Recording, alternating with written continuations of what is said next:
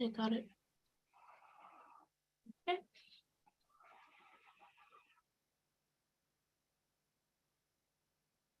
Good. So it begins.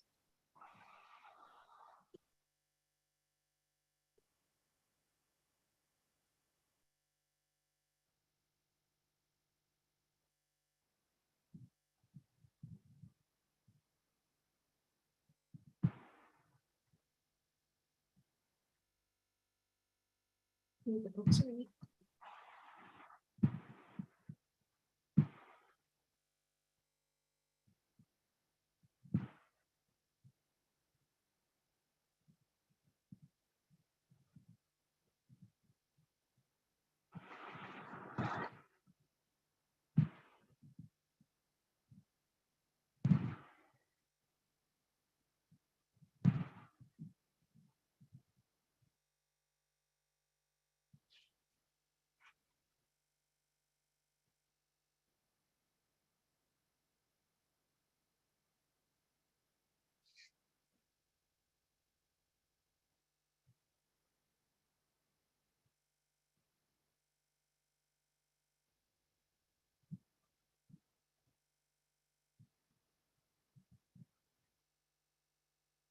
A minute.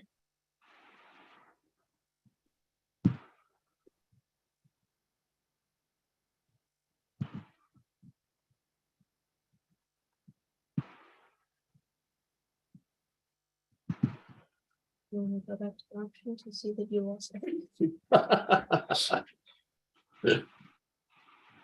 $1,300 for any statement. So, okay. And he's on. So she's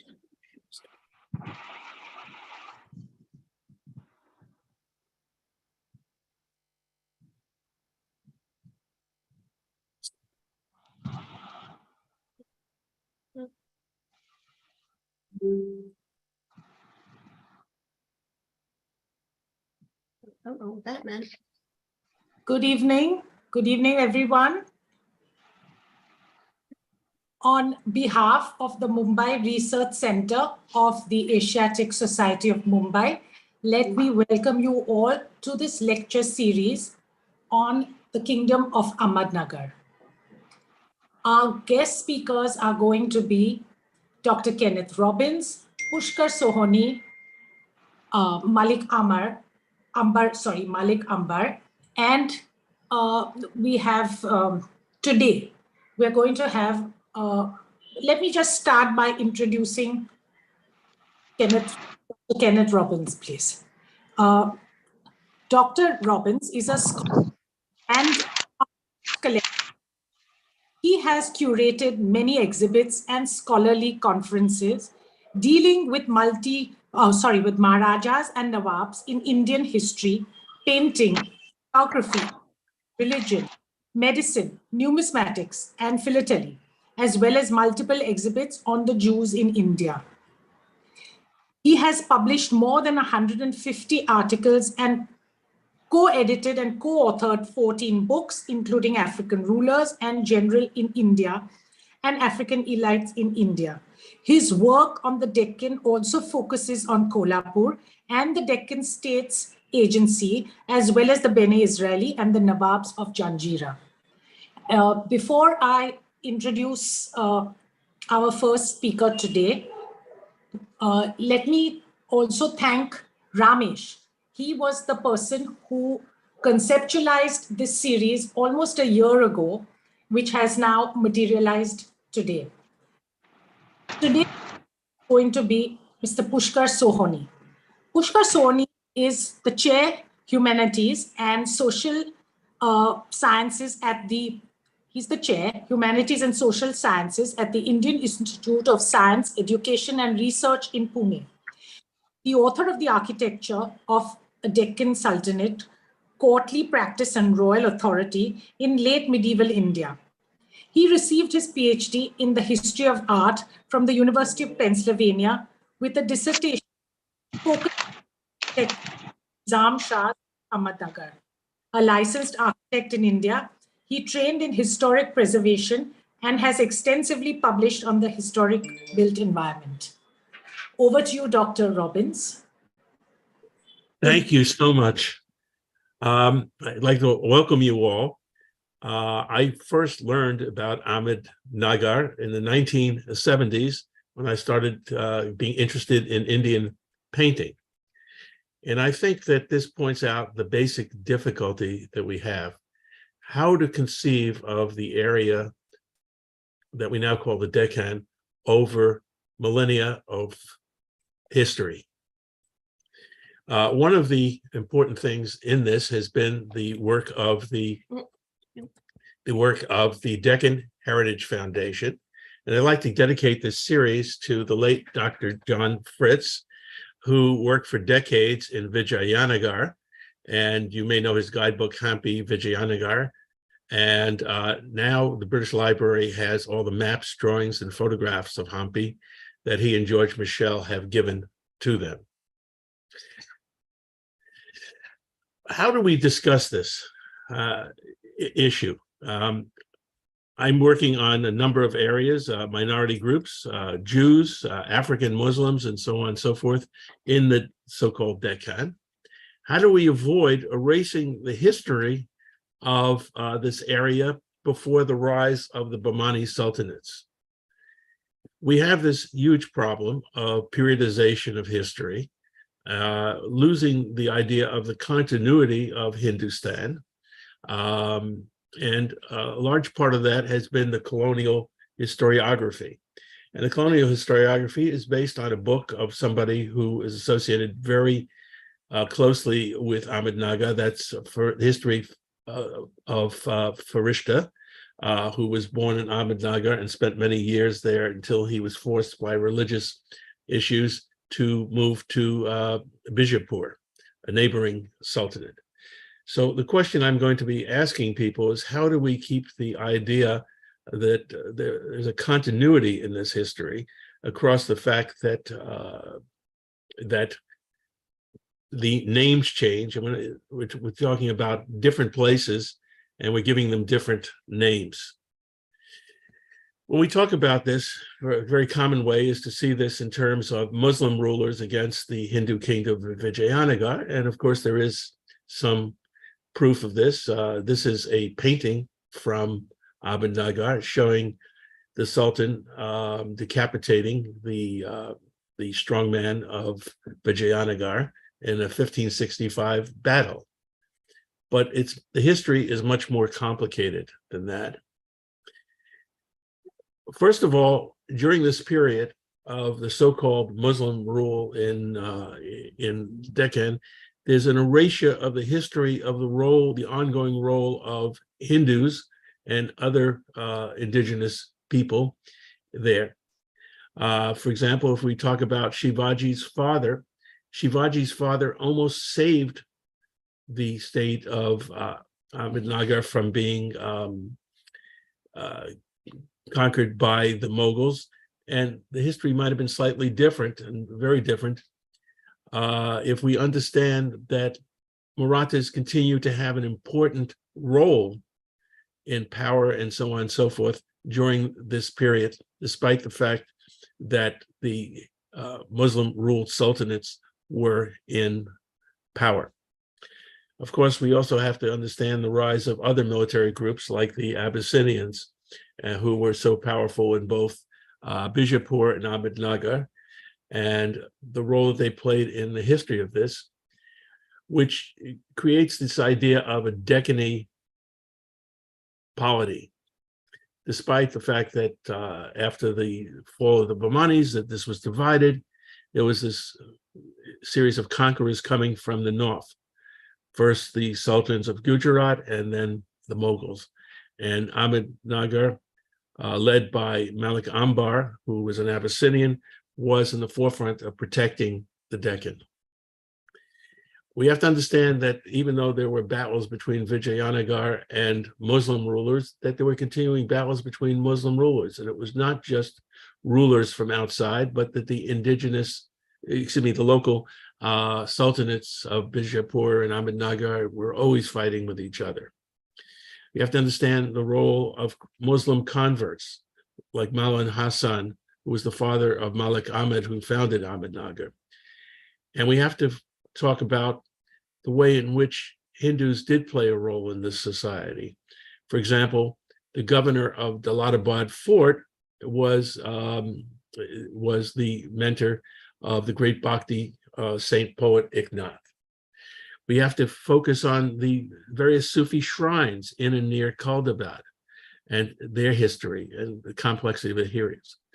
And most of all, I think we need to focus on the religious and political divisions between the so-called foreigners, Aflakis, who are mainly Shias, and the Deccanese, who were mainly Sunni, and local Muslims, and who were very often associated with the Abyssinians. And we have to focus on the fact that things changed as different groups within Muslims try to gain power. For example, in Ahmadnagar, Sheikh Tahar tried to establish and did establish the Shia religion under Burhan Nizam Shah, and Jamal Khan propagated the Madhavi faith to the exclusion of other Muslims.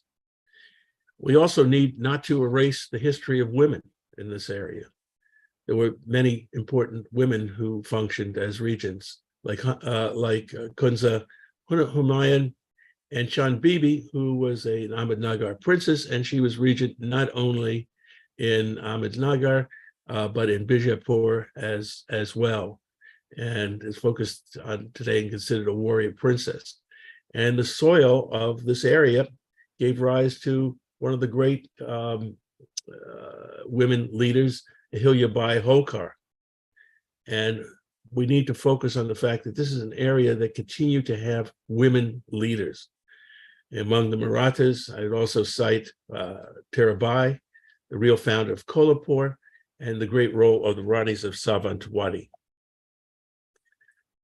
So with that in mind, I'm going to turn this over to Pushkar and stop sharing my screen. Thanks. Pushkar?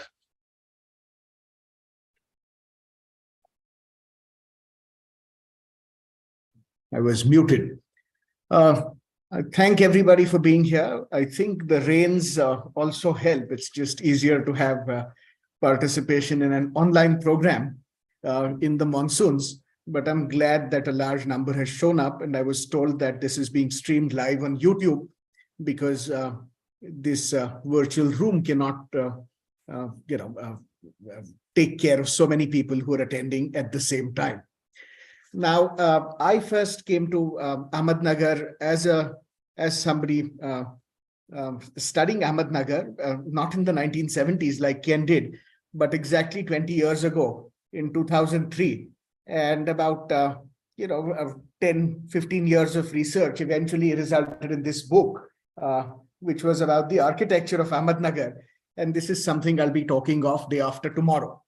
But today we look at the history of Ahmadnagar, leaving out one important part, which is the reign of Malik Ambar, and that we'll leave for Dr. Omar Ali, who will talk about it tomorrow.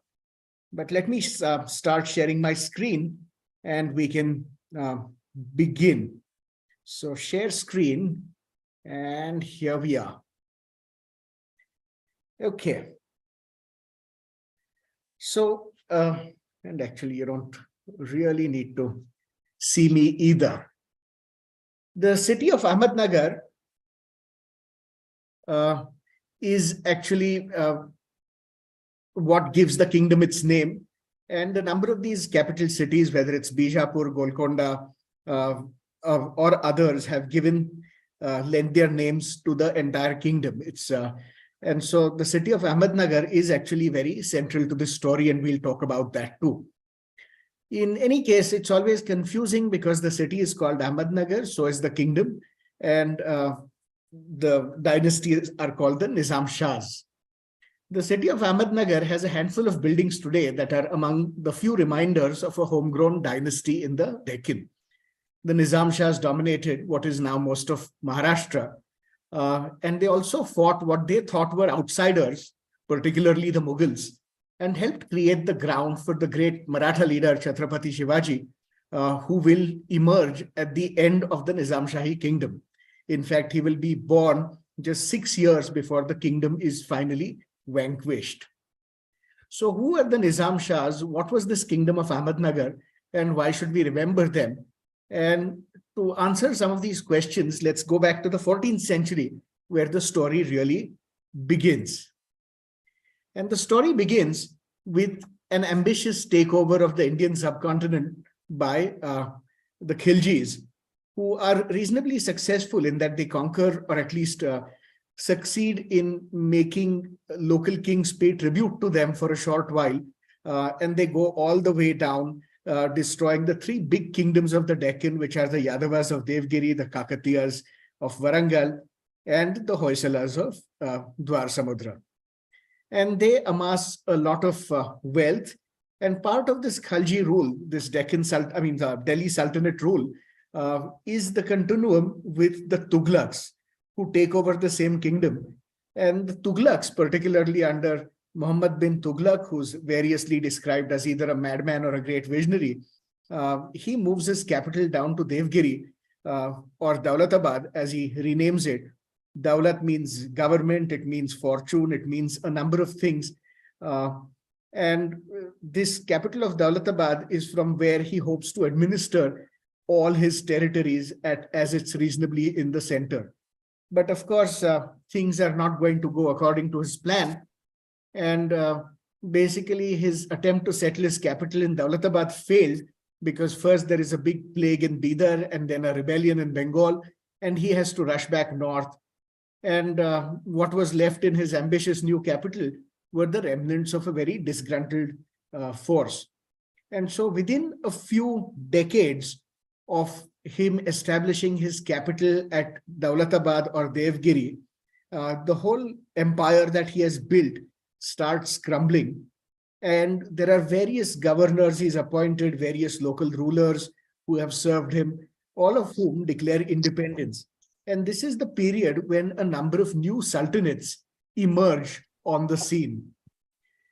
And again, what you see in the map are all these kingdoms that will declare independence. You have the Muzaffarid Sultanate of Gujarat, you have the Sultans of Khandesh, you have the Bahmani Sultans in the Deccan, you also have Sultans in Bengal, in Jaunpur, in a number of places, and people either stop paying him tribute or they stop accepting the suzerainty of the Delhi Sultans, the Tughlaqs in this case. And the Bahmani Sultanate basically is established under the leadership of somebody called Nasiruddin Ismail Shah, or Ismail Mukh as he's called, though Shailendra Bhandari assures me that that Mukh might be a misreading. But in any case, Nasiruddin Ismail Shah in 1345 declares independence of the Tughlaqs and sets up an independent sultanate, which will eventually go on to be called the Bahmani Sultanate, because in 2 years, in 1347, this Ismail Shah abdicates in favor of Zafar Khan, and Zafar Khan takes on the title of Alauddin Hasan Bahman Shah and becomes the founder of the Bahmani dynasty. 1547. In 1537, 10 years before that, another kingdom has declared independence under 2 brothers, and this is the kingdom of Vijayanagar, which is ruled by the brothers Harihar and Bukka, who also for a brief period of time have been in the service of the Sultan of Delhi. So serving the Sultan of Delhi, however briefly, almost assures you some kind of independent kingdom as soon as the power in Delhi weakens. Now, the Bahmani kingdom controlled most of the central and northern Deccan, but it was buttressed between a clutch of very hostile kingdoms, the Sultanates of Gujarat and Malwa, which are constantly trying to make their way down, and also Vijayanagar. In any case, there are all kinds of other difficulties too that the Bahmani kingdom faces, the biggest one of which is fights between what Ken had mentioned, these groups of people who will self-identify as Persians, Afakis as they are called. Afaki literally means those who come from over the horizon, and the local Deccani Muslims, many of whom are people who've come with Khalji and Tughlaq armies from Delhi, and also a number of local people.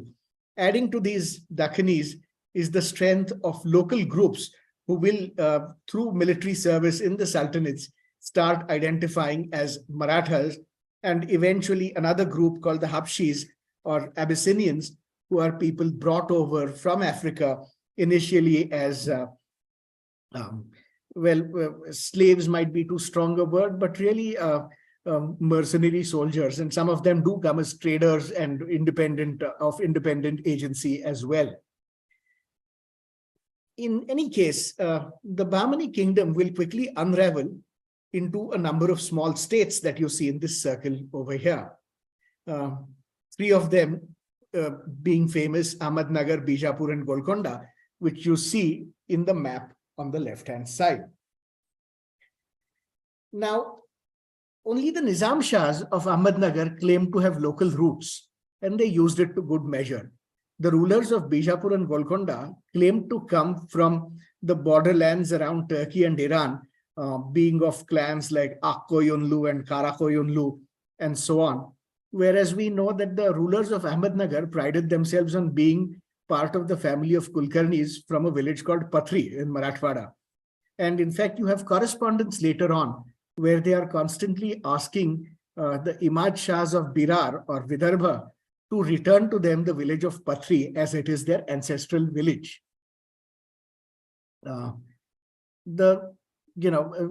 The person who really sets the stage for this rebellion and this independence of these small states, Ahmadnagar, Bijapur, and Golconda, is somebody called Malik Bahri, who is at the court of the Bahmanis, and he heads the faction of the Dakhanis, as opposed to all the Iranians. And he basically for a long time is running all kinds of court intrigue and eventually will get murdered. And the minute he gets murdered, his son will declare independence. He is known as the Nizamul Mulk at the Bahmani court. And he felt that the Afaki faction was favored by Mahmud Gawan, the very able minister of the Bahmanis. And he basically conspired to have Mahmud Gawan executed. But because of his own alleged high-handedness, Nizamul Mulk Bahri was murdered by the nobles and amirs in 1486. But he had set the stage for his son, Ahmad Nizam, later to be Ahmad Nizam Shah I, to assume the title of a king by himself.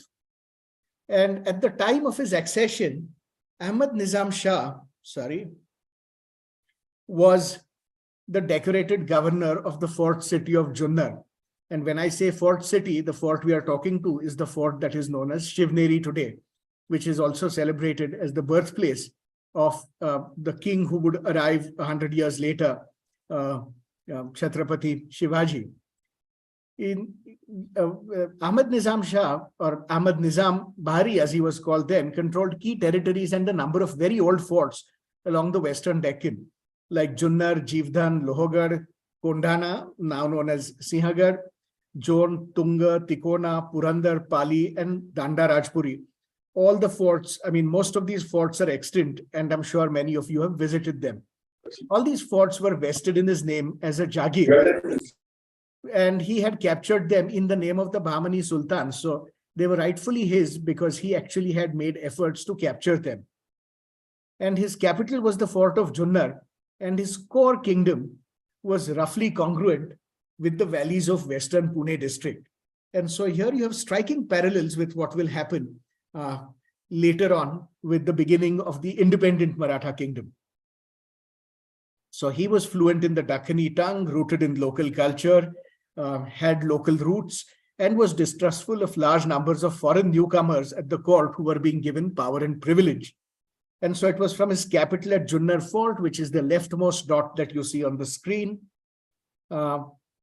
that he would mount a campaign every year to try and capture the strategic and affluent fort city of Daulatabad, which you see up north, the dot that is topmost.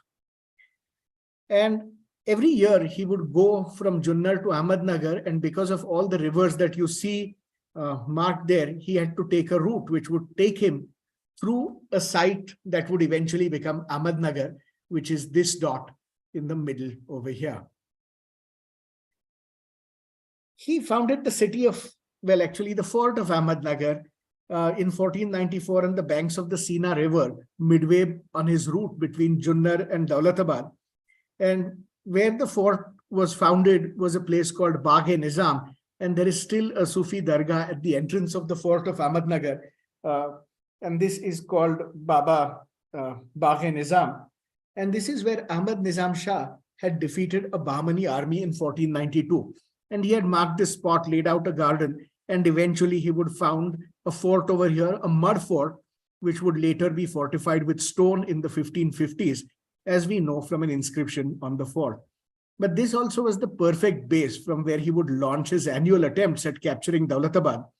And in 1499, he finally captured it. So he declares independence in 4 or 5 years, builds himself a base near the city called Ahmadnagar. And eventually, within 10 years of declaring independence, he not only maintains his capital at Junnar, founds a new city at Ahmadnagar, but also captures the very important and prestigious site of Daulatabad. So first he built a fort, which you see on top here. And it's a fort unlike any other except for the fort of Belgaum, in the sense that it's perfectly round and it only has one main entrance. So unlike forts that you'll see in this region, which might have multiple walls, forts typically that go back a much longer way, this is a fort that is constructed totally afresh, anew. It has no previous fortifications, and the design is quite different. There are no double walls, and there are not multiple gates, but just one main gate. And he also builds, and his descendants build, buildings inside the fort, some of which you see here, not in great condition. They've been altered. This whole fort is still controlled by the Indian Army, and therefore they had converted a number of the palace structures to record rooms and so on, which have been emptied out, but they are not in the best of shape today. But what is very different is that here you see the fort, and on the left you see the city, which is an arrangement that is really different from any other fortified city you'll see.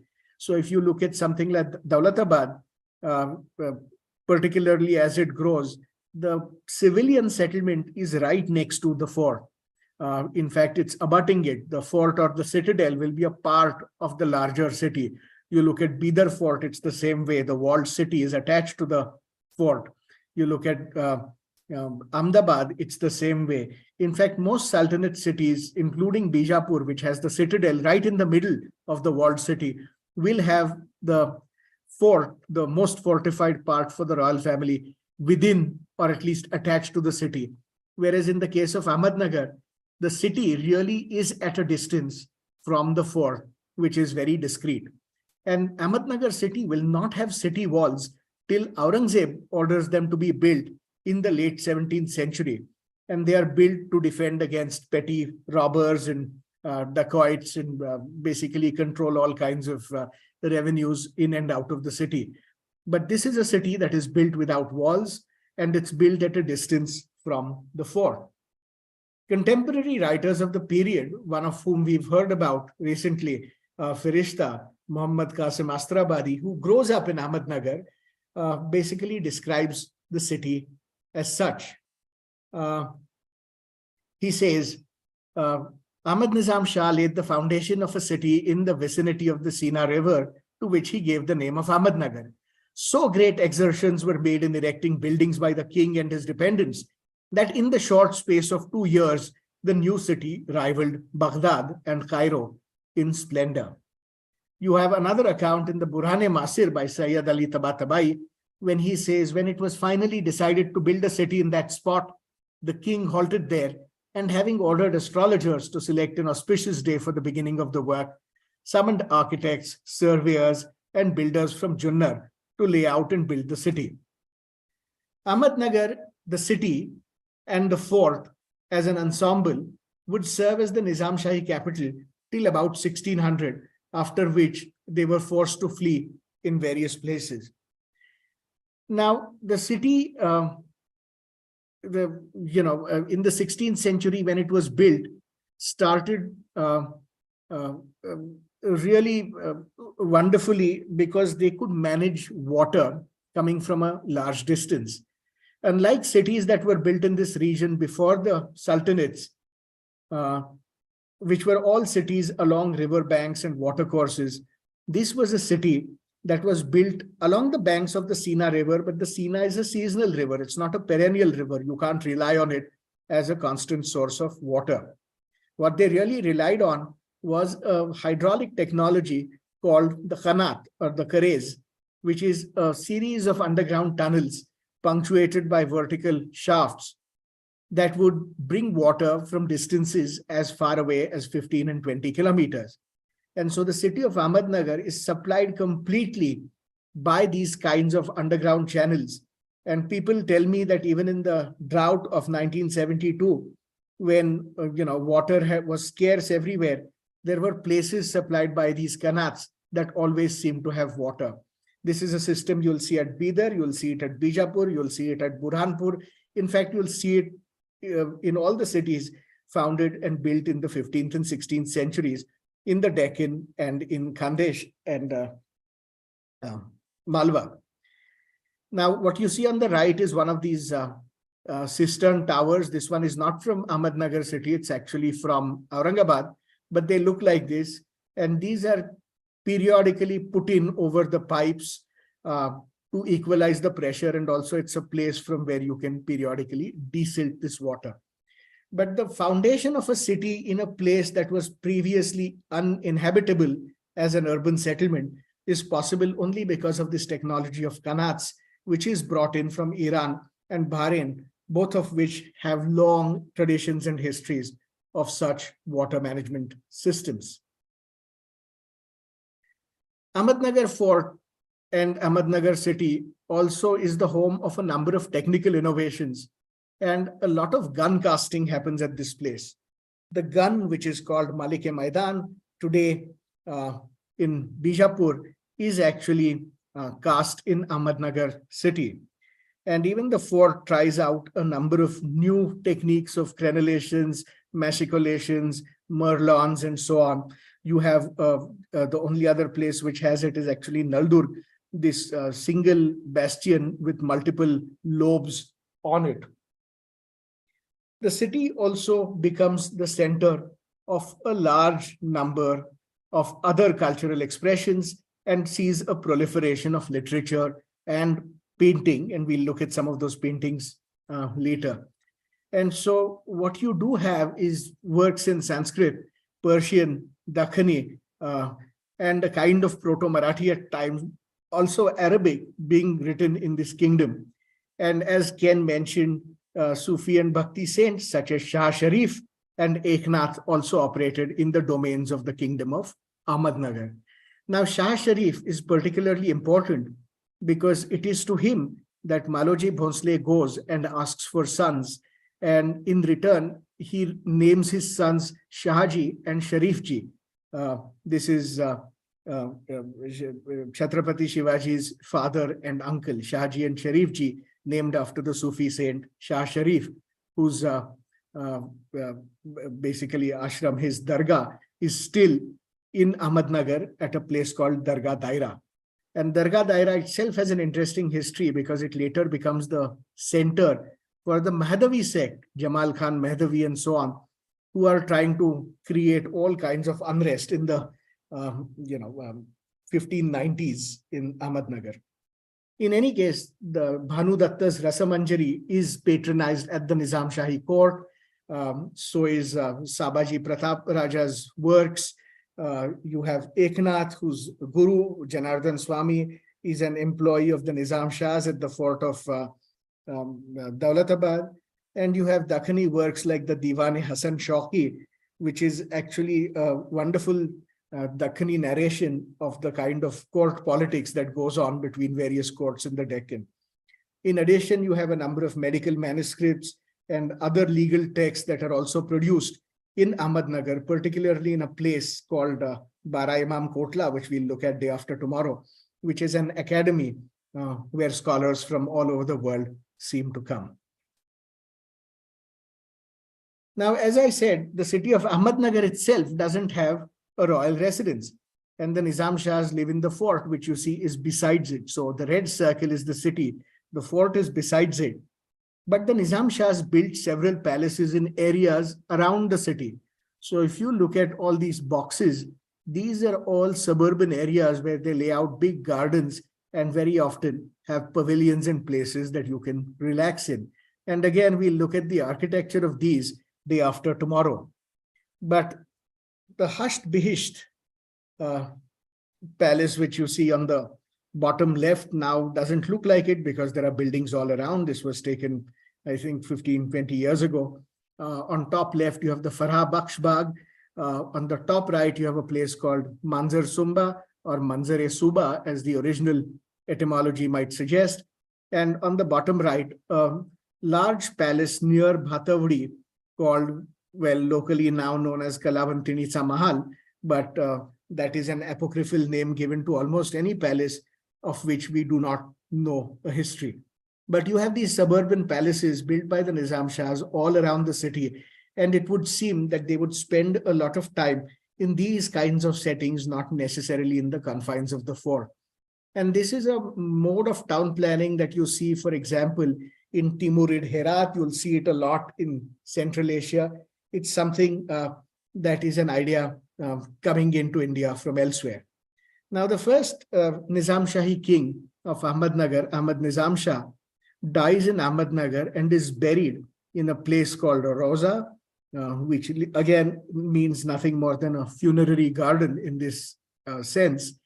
And he builds himself a tomb, which again is modeled along tombs of the Bahmanis and so on, with a few flourishes that might be called Deccani. But he is the only ruler of the Nizam Shahs who will be buried in Ahmadnagar, because his son Burhan Nizam Shah I will convert to Shia Islam, 12er Shia Islam of the Safavids in 1537.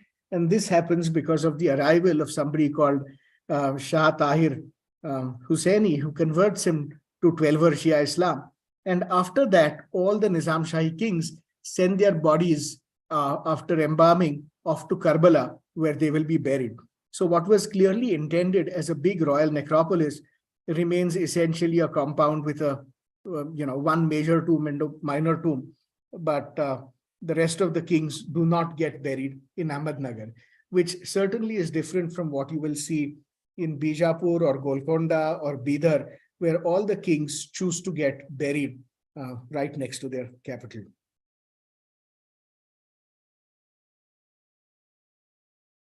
Now, we talked of the fort of Junnar, today known as Shivneri, where the kingdom of the Nizam Shahs actually is founded and is born. And it remained an important fort of the Nizam Shahs right till the end. And when the future king Shivaji would be born here, it was still a part of the territories held by Shahaji Bhonsle, who was working and protecting it on behalf of the Nizam Shahs. So there is a great continuum, a great continuity between the Nizam Shahs and the birth of the Maratha kingdom. But Shivneri and Junnar were one of the several major places that the Nizam Shahs held, the kingdom of Ahmadnagar held. So here are some of the monuments on Shivneri, which are built by the Nizam Shahs. In fact, this Kamani Masjid, which you see on the left, has a very big inscription that dates certain parts of it to Burhan Nizam Shah II from 1592. The other big important city outside of Junnar and Ahmadnagar that they held was, of course, the fort of Daulatabad, which was like a secondary capital to them. So every time they were in distress in Ahmadnagar, they would leave for Daulatabad.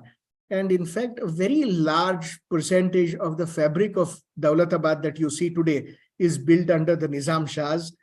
First, a century of building under the Nizam Shahi kings, and then 30 years of expansion under Malik Ambar, who will also rule from his capital city of Daulatabad, till he founds a new city close by, a city called Khadki, eventually to be named as Aurangabad.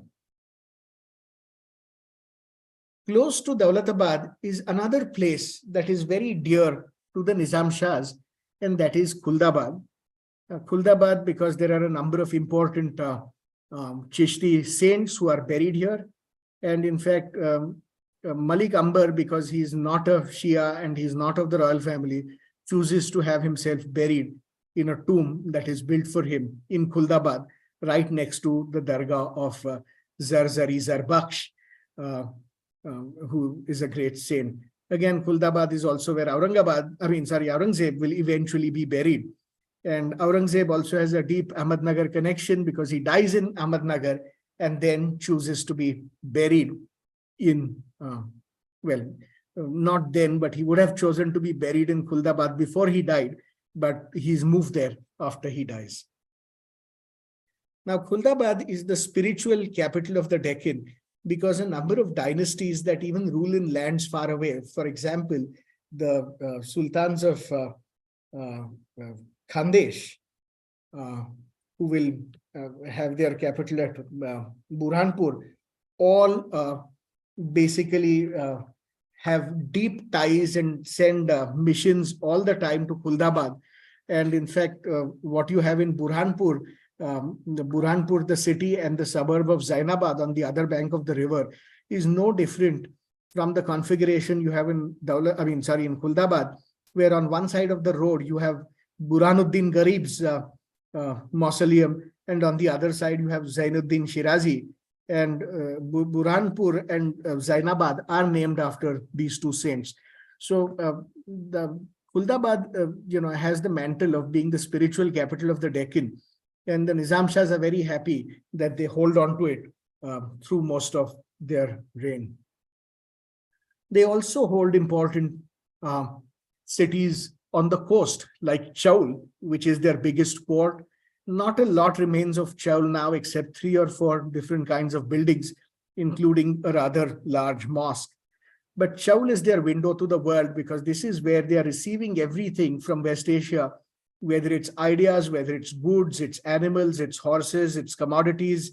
They all filter through this port and make their way up the ghats to their capital, once upon a time at Ahmadnagar, later on at the fort of Paranda, briefly at the fort of Junnar, and eventually at Daulatabad and Khidki. But Chaul is their window to the world, and they're really trading with everybody through here. And people who do not come to their kingdom through Chaul have to make their way through other kingdoms. So, for example, somebody like Shah Tahir Hussaini does not come directly to the Nizam Shahi kingdom through Chaul, but he instead first goes to the Bijapur kingdom through the other important port on this west coast, through Dabhol. And the Adil Shahi court doesn't show a lot of interest in him. And so he goes to the fort of Paranda, which is under the Nizam Shahs at this time. And the commander, Khwaja Jahan of Paranda fort, decides to take Shah Tahir to his capital, the court of Ahmadnagar, where he'll be received by Burhan Nizam Shah. And eventually, there's a long story. I mean, all these events are completely riddled with all kinds of interesting plots, anecdotes, and intrigues. We don't have a lot of time to go into them, but perhaps I can mention a couple on the way.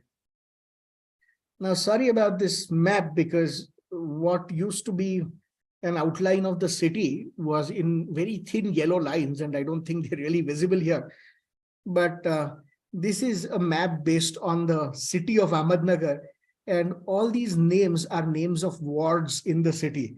And the way the city was settled was important noblemen who were given wards of the city to build. And they typically built themselves a big estate where they supported commerce. It had a garden. You also had a public bath, a bazaar, all kinds of things. And you populated the city. And a very good example is something like what is called the Nemat Khani, which is very close to the old municipal corporation building of Ahmadnagar, where today all that remains are 2 portals into the estate. What you see on the bottom right is a gateway with 2 very large inscriptions that give you details of what was contained within this complex. And so you have Nemat Khan's palace, which survives as a municipal building. Behind this bazaar, which also survives to some extent, you had a hammam, which is now completely gone. There is a dargah close by. and the inscriptions talk of the endowments made of certain villages to this Waqf, which will manage this city ward. And so land is parceled out to important people at court who will build for themselves various kinds of buildings, but also build for the public various kinds of buildings in their own wards.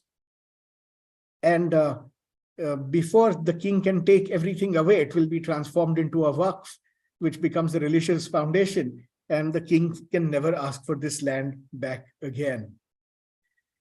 You go to any Nizam Shahi site, the kingdom of Ahmadnagar is completely strewn with Chinese late Ming pottery, blue and white.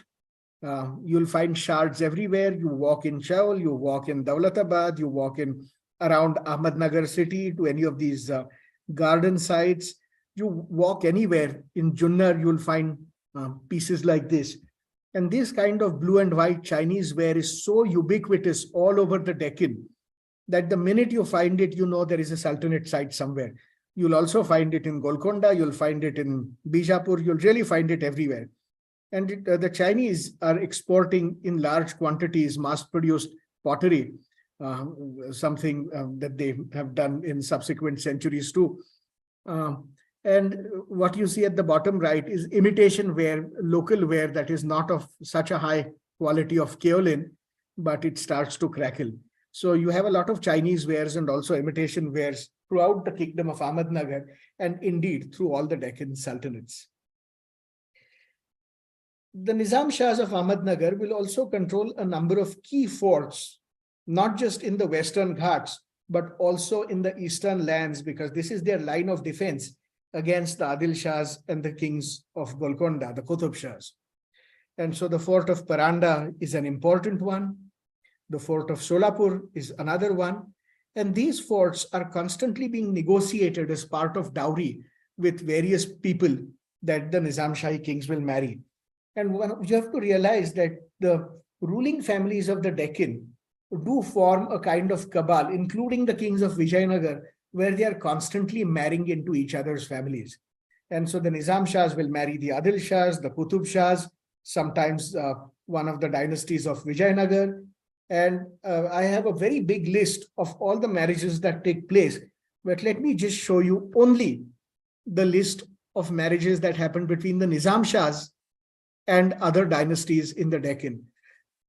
And this really creates a sense of region, a sense of community. And in fact, the early Mughal missions to the Deccan try to play this game by giving their daughters in marriage or trying to get the daughters of some of the Deccan sultans in marriage, but it doesn't really work out. A similar kind of nexus is seen between the Jam of Sindh, the Sultan of Gujarat, the Sultan of Malwa, and the Sultan of Khandesh, where those four polities will keep marrying amongst each other. And this really cements for them a certain kind of regionality. And therefore, when Chhatrapati Shivaji goes to Golconda, he tells Qutub Shah, listen, we are Deccanese and we have to keep off all these people from the north because they really see themselves as being regionally bound very tightly. In any case, in a lot of these marriage arrangements, forts, particularly the fort of Solapur and Paranda, are always promised as dowry and very often not delivered. And this becomes a major source of fighting and contention.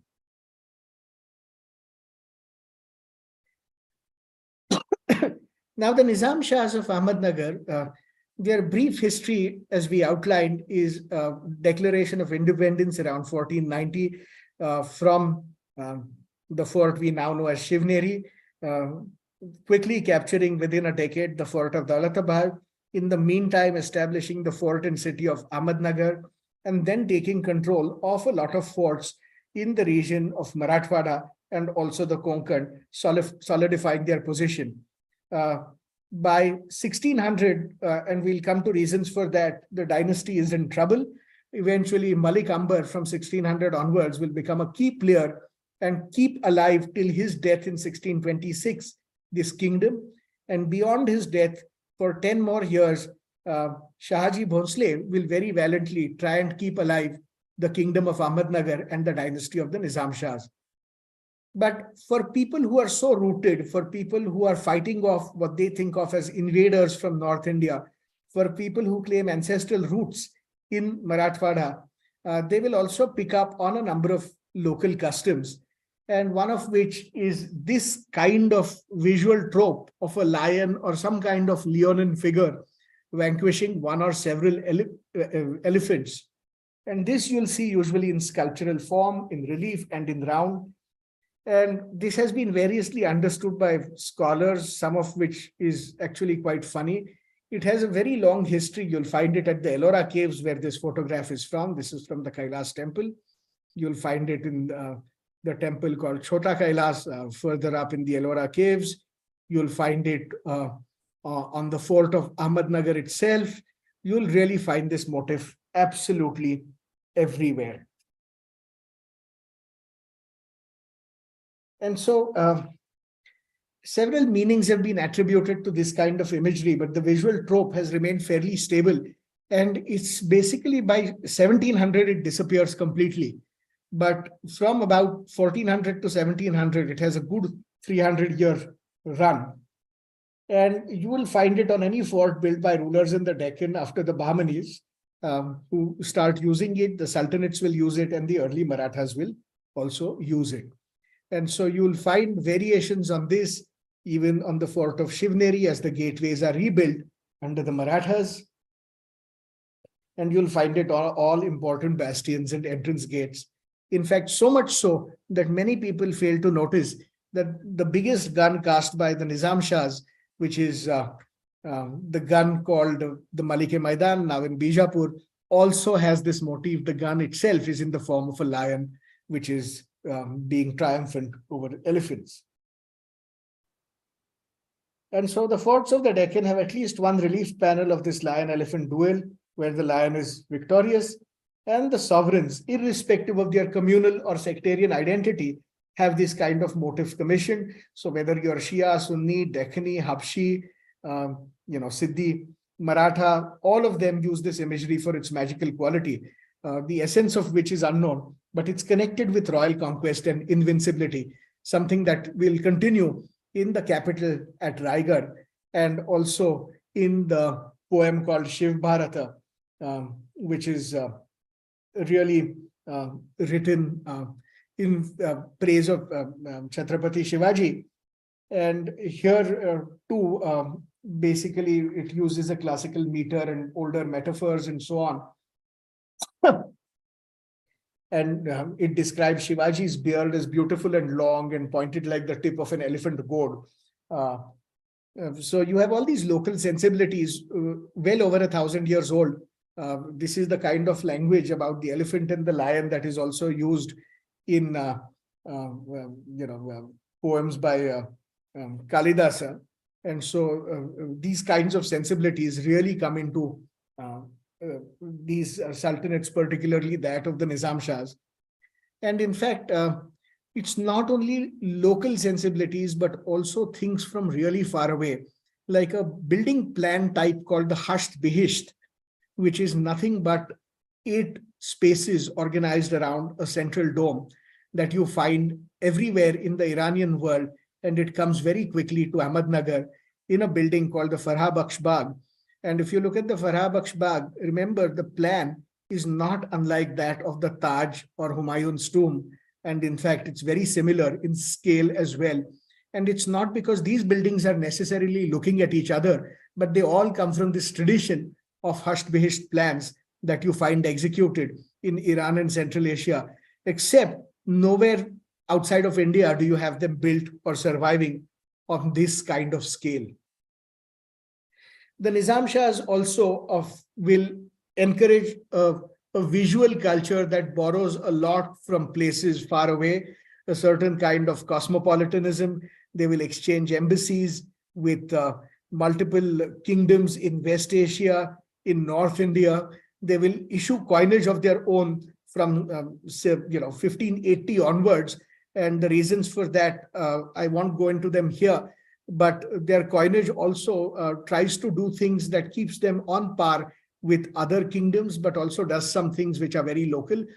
But the most extraordinary set of paintings can be found in a manuscript now at the Bharat Itihas Samshodak Mandal in Pune, a manuscript called the Tarif-e-Hussain Shah, Badshah-e-Deccan, which has 12 painted folios. 6 of these paintings are peacetime paintings and 6 of them are war paintings.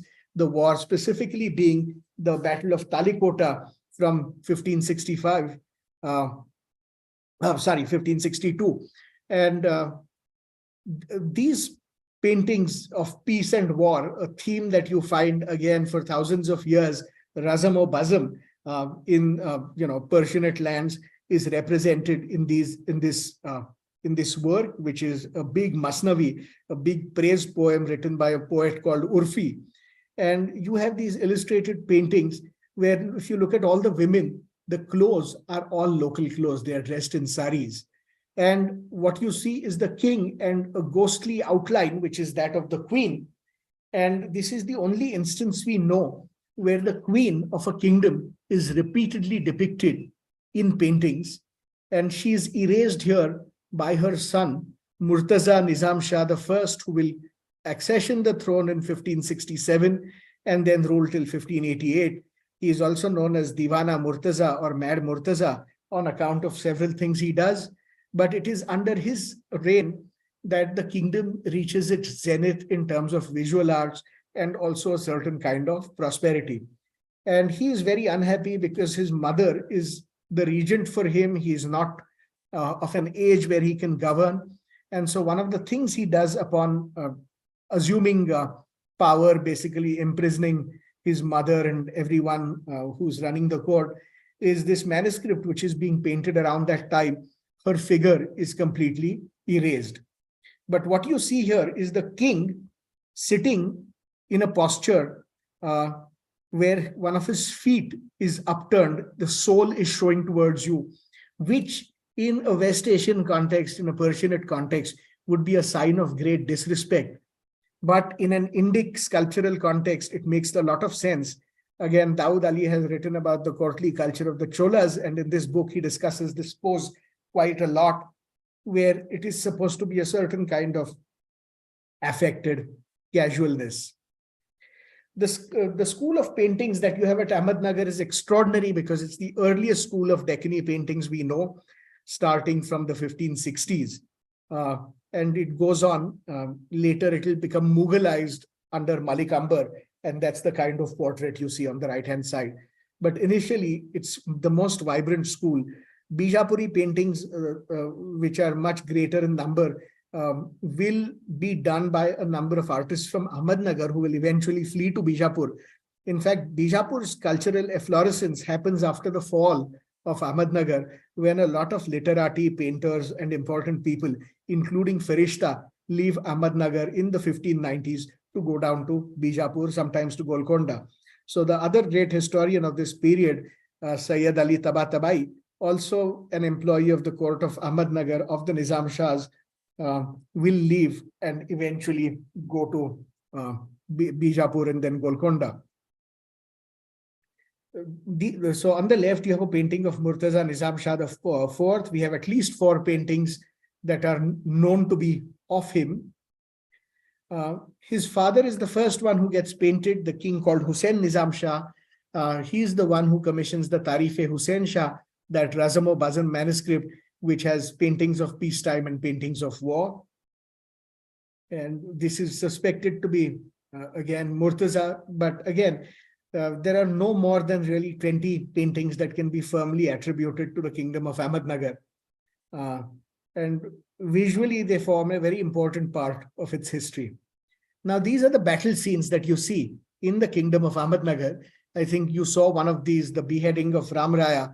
Ken showed it to you earlier in the introduction. And on the right-hand side, you see the army of Vijayanagar with those tall hats. Philip Wagner has an excellent essay on how these sartorial practices, this hat that you see worn by the kings of Vijayanagar and his followers, is actually an Iranian hat called the kola, which is adopted by Vijayanagar. In any case, you'll see a lot of bloodthirsty battles happening in 6 of these paintings. Coming back to the paintings that are set in peacetime, the overall composition, there is no doubt about it, tries to mimic classical Iranian painting. So you have a Safavid painting from Herat, also from Shiraz, from Qazvin, which has scenes like this. And you can see that the Nizam Shahi painting in its overall composition is very much mimicking that kind of painting. There is a certain kind of cosmopolitanism. They want to be part of a much larger world, and this is expressed through a visual culture. But at the same time, with the upturned foot, with everything, there is also a very strong Indic element that is brought in. And again, the composition of the two figures in the middle is no different from the Uma Maheshwars, which you find in extraordinary numbers through the Deccan from the 8th, 9th century onwards. And very clearly, there are Indic sensibilities being composed in a greater Persianate world. Again, there are several of these paintings where the queen is shown, of course, erased by her son eventually. But what you do see is Hussein Nizam Shah sitting on a takht or a platform with his wife, somebody called Khunzada Humayun. She comes from a very long line of Turkic warriors. She is a very distant relative of the Qutub Shahs of Golconda, also related very distantly to the Mughals and so on. So it is a formidable lineage that she comes from. And it is only in Ahmadnagar that she has agency, where not only is she depicted, but she also rules on behalf of a young prince for a short time. And here again, this is an image of the queen, not recognized as the queen because she is not shown with the king and therefore not erased. And she is touching a tree, and the tree has burst into blossom. And this kind of motif of a woman touching a tree, causing it to bloom, indicative of fertility, is something that has a very long history in India. You find it visually depicted for at least 1500 years before that very painting. So again, the Nizam Shahs of Ahmadnagar have continuities to the past, but they will also leave us with certain kinds of continuities to the future.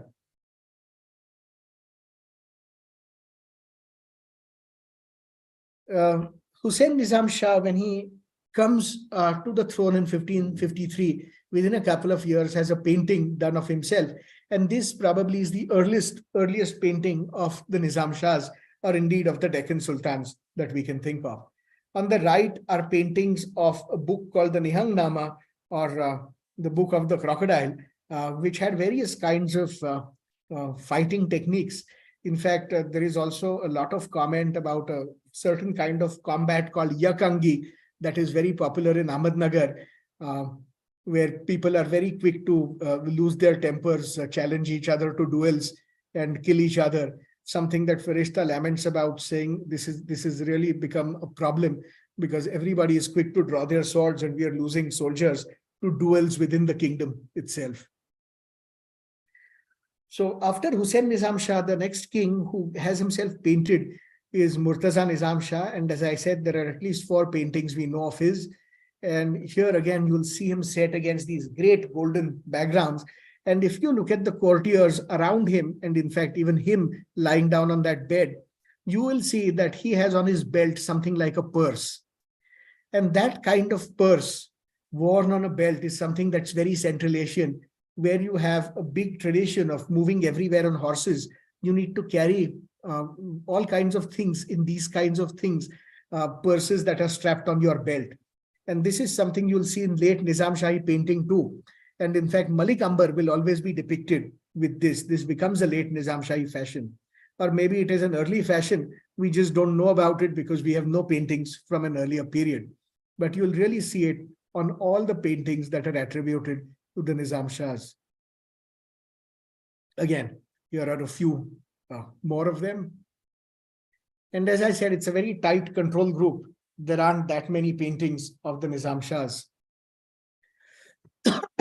Eventually, you will have portraits of Malik Ambar and his son-in-law and later his grandson, who will rule as Nizam Shahi princes on his, for him.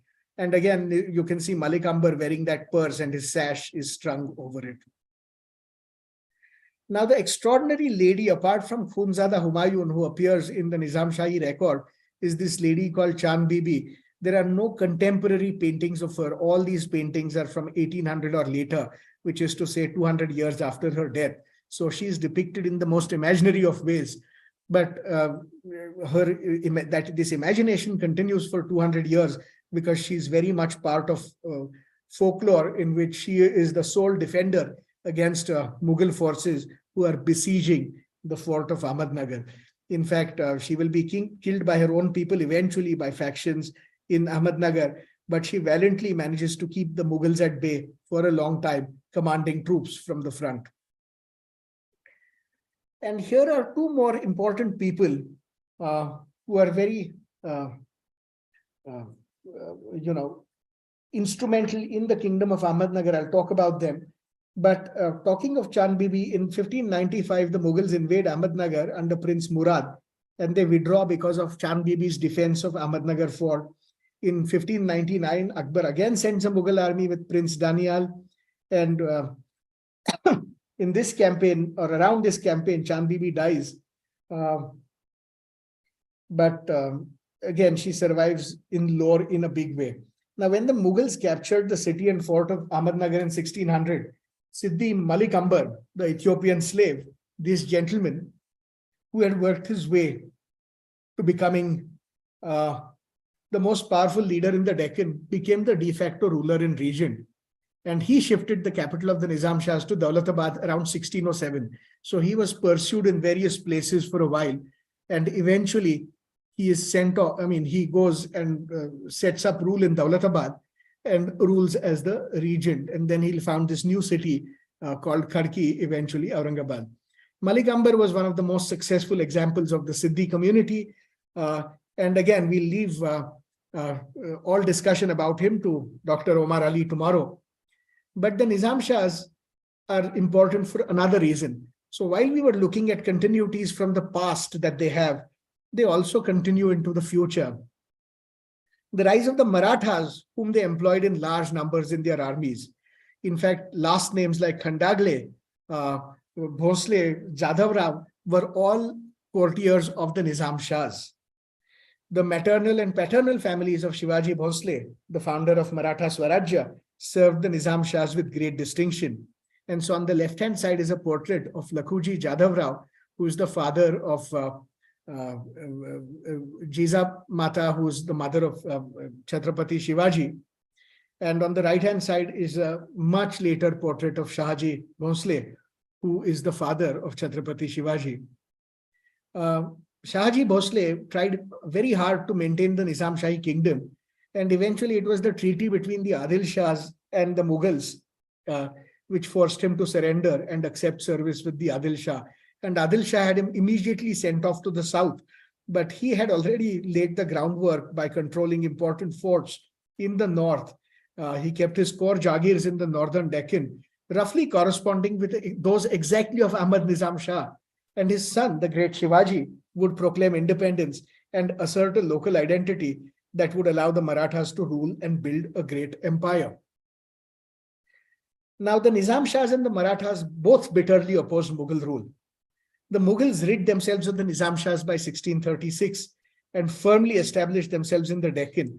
But from the embers of the Nizam Shahi kingdom, from the core Nizam Shahi kingdom, the Maratha kingdom was established. The Maratha king Chhatrapati Shivaji Bhosle tormented the Mughals to such a degree that the Mughals did not even think of annexing the two large sultanates, Bijapur and Golconda, till after the death of Shivaji.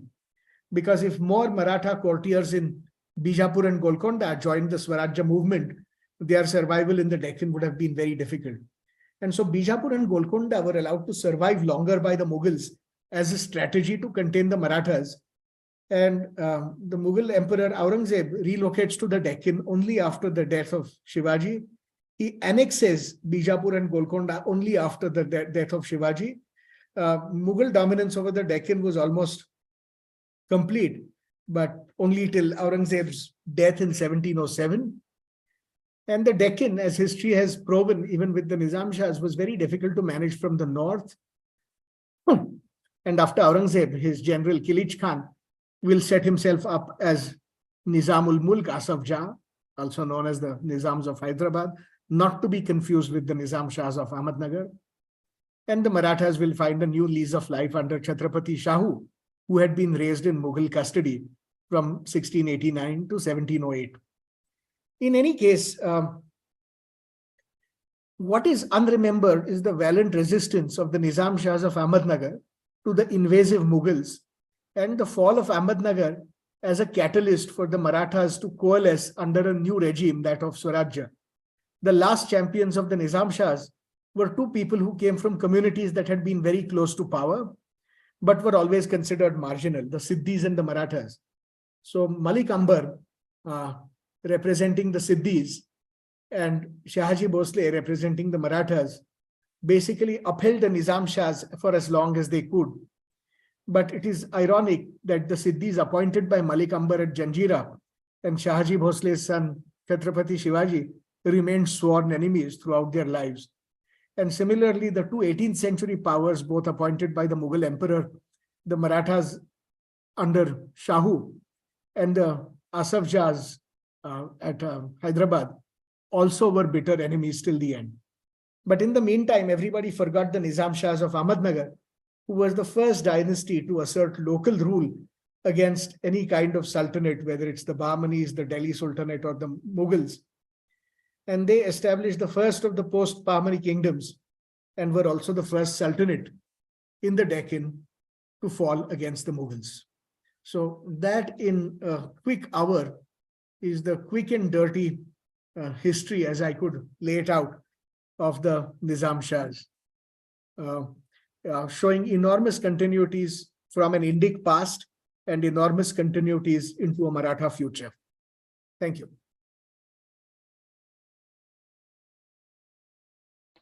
Thank you, sir. Thank you very much, Omar.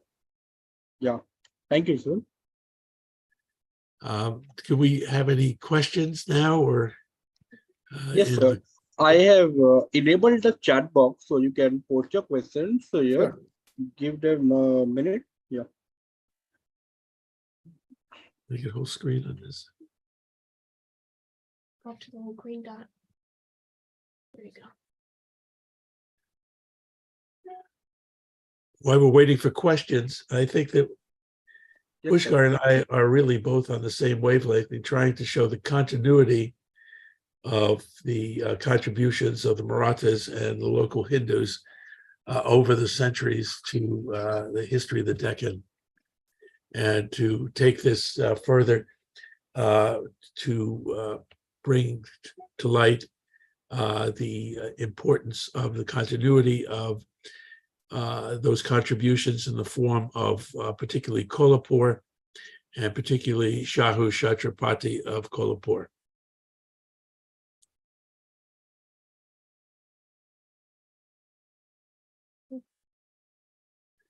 I must have either stunned people into silence or put them to sleep. I can't quite figure out. We can hear I have you, a question. right? I don't. Yes, sir. Please. As far as the revenue system and the administrative system of Nizam Shah is considered, how different do you think it is from the Bahmanis, the Tughlaqs, or any other contemporary sultanates of that period? So with the revenue system, it gets reformed once under Malik Ambar, but that is much later. Initially, they mirror the same system of the Bahmanis, which is a system of revenue farming, where in return for asking people to furnish troops at court, you give them certain kinds of tax collection rights. It's really not that different. And you also have regionally very rooted systems of revenue, which you can't disturb. So in many places, you do know that local arrangements are kept the same, only the tax money goes to a different boss. So Manzare Suba is a common name. You have one deep in Marathwada, you have one close to Ahmadnagar, you have one close to Ahmadnagar. And these are names that basically suggest that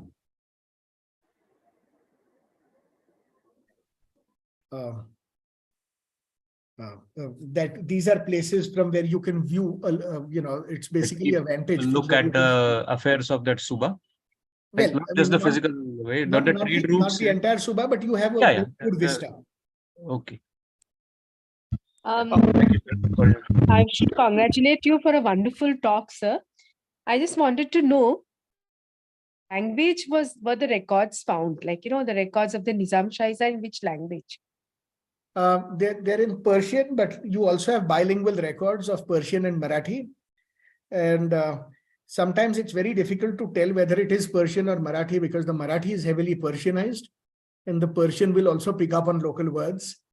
And a lot of the revenue records are really very formulaic. So there's not a lot of room to change the language. But yes, they are heavily Persianized Marathi or very localized Persian. And probably Nikhil Paranspe can answer that better since he reads both those scripts very well. So during Malik Ambar's regime, which was language of administration, like since he was Ethiopian or Siddhi, which language he used? So I think everybody has a functional understanding of Persian, just like people who cannot speak English have a functional understanding of English to carry out bureaucratic processes. And so it's basically a second language, but everybody has some familiarity. And locally, things are happening in local languages all the time. But you know enough of the kind of official language.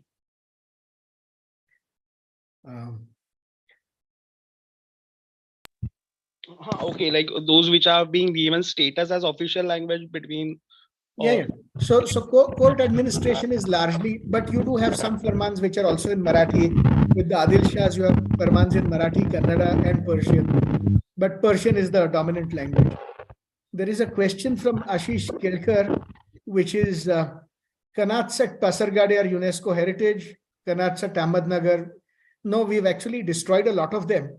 At Ahmadnagar, they do not survive in great shape. The place where they survive to some extent is in Bidar, also in Burhanpur. The Bijapur ones are also getting destroyed very quickly. And when we've had Iranians come over and look at the Kannats in Bijapur, for example, they say these are the Cadillacs of Kannats.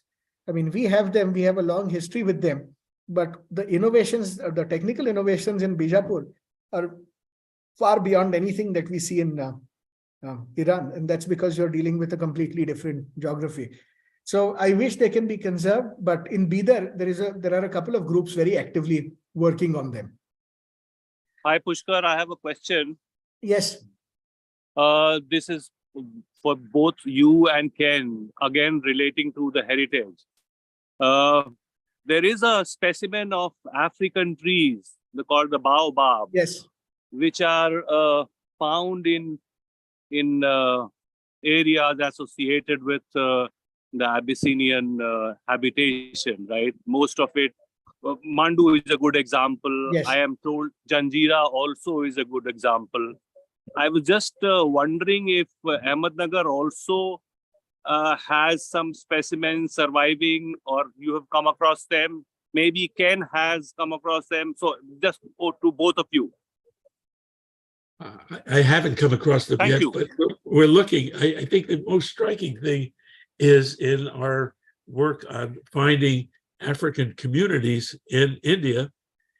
Two striking places are so far absent. In other words, you can find on the coast of Karnataka, you can find African communities. One is in the area around Cochin, and the other is in the Deccan. And if anybody knows about any African villages or what happened to the Africans, please tell us. They did spread across. It's interesting that that as a military force in the late 15th century, they went to Bengal from the Deccan and formed the Sultanate of Bengal. So I think that all these things add to our history. Thank you for the question. So you do have baobab trees at several sites associated with the Siddhis, but also with the Sultanates. So Mandu is a great example, of course. This is at the place called Khokri, where you have tombs of the Siddhis of Janjira, a couple of very big baobab trees. The baobab tree is called the Khorasani Imli in Mandu and in a lot of places. And in Marathi, it's called the Gorakshi Chinsa. which is the Imli of Goraksh. But I wonder if that etymology, again, phonetically comes from Khorasani, becomes Goraksha. I don't know. But if you see a baobab tree, you can be sure that there is a Sultanate settlement somewhere. Now, the earliest painting that we have of an African in South Asia is from Mandu in the Nama in the court of the Sultan. I think that we definitely have Africans there. So baobab carries any religious or any cultural importance among Siddhis? Cultural, because it's a very nourishing fruit. You have to, I mean, it's supposed to be medicinal and nourishing, and it gets used for those reasons even today.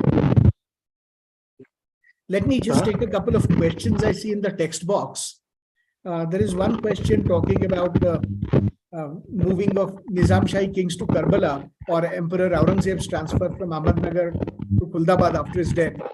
So do we have historical records? No, these kinds of hakims who can embalm bodies and preserve them till they are moved to their final resting place is not so much a craft that is theorized, but instead what you do see is descriptions of this being done. So, for example, even Arjuman Banu Begum is moved from Burhanpur to Agra after the Taj is built. And we know, I mean, embalming is a common enough practice that you have hakims who do it. There is a question of why so much Iranian influence. It's because Iran for a long time becomes the cultural fount for large parts of Asia. Do we see an impact of Nizam Shahi rule on the food? Again, probably somebody like Kurush or Mohsina Muqaddam can answer it. I wouldn't know. I know of Mughal influences that come in, but that's much later. A reading list is very much possible. I might have one somewhere. The downfall of the Nizam Shahs before the Qutub Shahs, of course, because they're on the northern frontier. They are the first things the Mughal will encounter. Praveen asks, is there a place called Kandahar? It's actually Kandhar, and it is close to Nanded. There is a fort, and it's actually a much older fort. And the Marathas had with the Nizam, well, the Marathas really emerged out of the Nizam Shahi. Dakhani language patronage, it does happen with the Bahmanis, and it happens with these sultanates, after which in written form Dakhani almost disappears. Yes, somebody has asked after these questions, can we read questions on YouTube chat? Very happy to do so. And here is Anna Aruni. Can we trace the influence of urban layout capital towns between Bijapur and Ahmadnagar? They're really very different. Bijapur is built in a more traditional way like Warangal, in concentric rings with a royal center in the middle. Whereas in Ahmadnagar, you really see, a fort to one side and a civilian settlement to the other. Yes, Mr. Vyas, please. Yes, sir. Sorry to cut you in the middle. We had around 3 questions that were posted on the YouTube. The first one was by S.K. Aruni, which you have already answered. The second question is by Anusuva Diya Chowdhury, who is asking is that are these essential heritage structures that you have discussed, do they also highlight the Nizam Shah's role in the history of the region as an approach? As an? Approach. EPOCH. Yes. Yeah, I mean, there is no doubt. I mean, without these, and I'll talk about this tomorrow as well, but a lot of early Maratha architecture also borrows from Nizam Shahi and Adil Shahi architectural forms. These are a very key part of the architectural history of the region. And I think, I mean, they really have to be looked at in that light.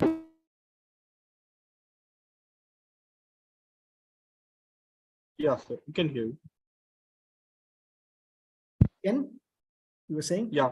So the second and the last question from that says that, sir, the parallel you found between the Kalpavriksha depiction, that Yakshi sculpture, And Ahmednagar painting, she would like to know if the painters have come from Deccan, exclusive that Whether they have No. come from?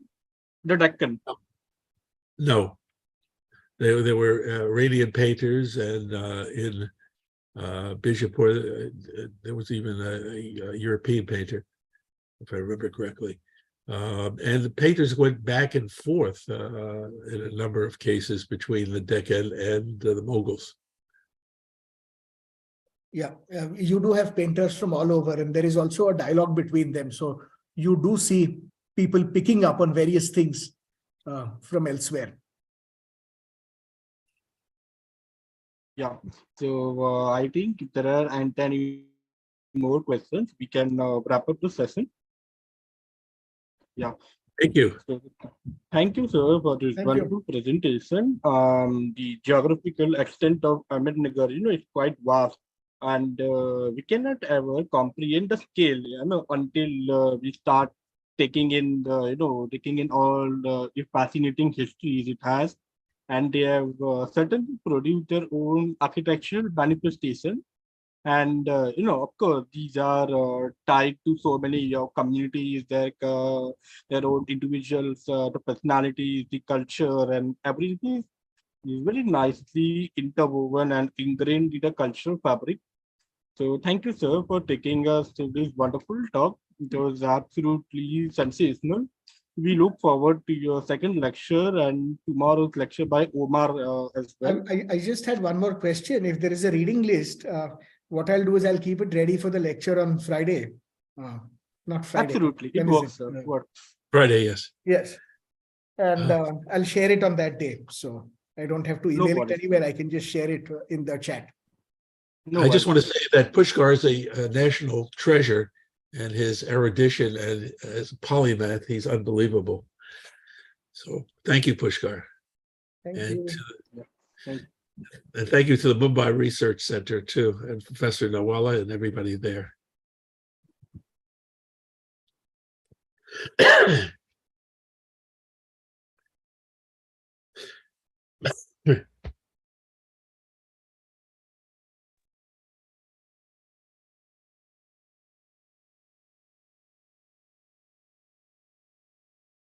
Thank you, everyone. We'll end the lecture now and end the meeting as well. Thank you. Thank you. Thank you so much. Thank you, sir. Thank you. It was indeed a very great lecture.